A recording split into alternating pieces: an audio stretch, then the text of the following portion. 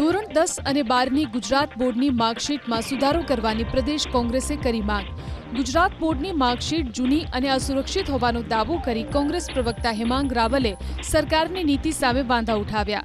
હેમાંગ રાવલનો આરોપ છે કે રાજ્યમાં છેલ્લા 21 વર્ષથી જૂની પદ્ધતિથી જ માર્કશીટ આપવામાં આવે છે, જેની સામે અન્ય રાજ્યોમાં બ્લોકચેન અને QR કોડ સાથેની માર્કશીટ આપવામાં આવે છે। ગુજરાતમાં વિદ્યાર્થીઓને આપવામાં આવતી માર્કશીટમાં ફોટો અને જન્મ તારીખનો અભાવ નડે છે। એટલું જ નહીં, ડિજિટલ સિગ્નેચર અને ડીજી લોકરની પણ સુવિધા નથી। શિક્ષણ વિભાગની અત્યારની આ વ્યવસ્થામાં નકલી માર્કશીટ અને ડોક્યુમેન્ટ ફ્રોડનો મોટો ખતરો રહેલો હોવાનો હેમાંગ રાવલે દાવો કર્યો। સાથે જ વિદેશ અભ્યાસ માટે વિદ્યાર્થીઓને વેરિફિકેશન માટે ભારે વિલંબ થાય છે। હેમાંગ રાવલે માતાનું નામ અને સુરક્ષા ફીચર્સ ઉમેરવાની માંગ કરી અને આ તમામ માંગ આ વર્ષની માર્કશીટમાં તાત્કાલિક અસરથી સુધારવાની અપીલ કરી।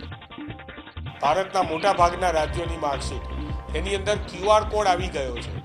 QR કોડને સ્કેન કરો એટલે સમગ્ર વિદ્યાર્થીની બધી જ માહિતી એની ઉપર ઉપલબ્ધ થઈ જાય।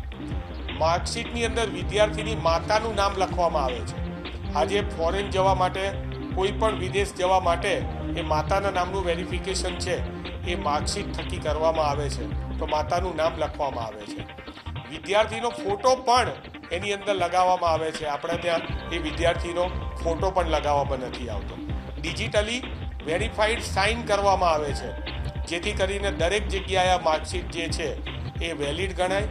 અને ખાસ આના કારણે ફેક માર્કશીટ, નકલી માર્કશીટ જે છે એ તો અટકે જ છે, પરંતુ વિદ્યાર્થીને પોતાને વેરિફિકેશનમાં આસાની રહે છે।